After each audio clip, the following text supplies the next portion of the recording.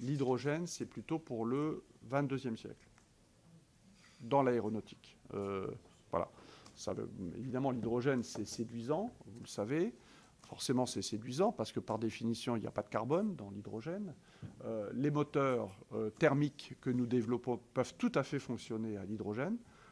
Donc le challenge technique, il n'est pas là du tout. Le challenge technique, il est lié au fait que l'hydrogène pour l'aérien, ça ne peut être que de l'hydrogène liquide.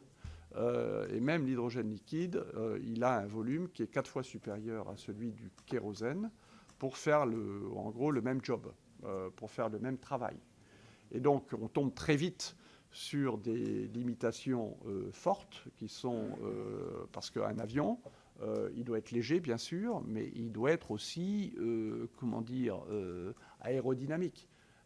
Donc si vous construisez une baleine, il y aura beaucoup de traînées et l'avion ne pourra pas aller très loin. Donc il y a un sujet très vite de limitation qui est lié à de la physique, tout simplement. Et donc ce n'est pas une solution pour les avions long courriers, ce n'est même pas une solution pour les avions moyens courriers, c'est peut-être une solution pour des avions plus petits, de l'ordre de moins de 100 places, peut-être. Mais ça pose un autre sujet, c'est aussi le sujet de l'écosystème, parce que l'hydrogène liquide, c'est de l'hydrogène à moins 273 degrés, et donc il faut des installations spécifiques dans tous les aéroports, et ça, c'est des dizaines, des centaines de milliards d'euros d'investissement. Donc, en fait, quand vous réfléchissez, vous ne pouvez avoir une trajectoire de décarbonation que si vous prenez en compte aussi une évolution de l'écosystème.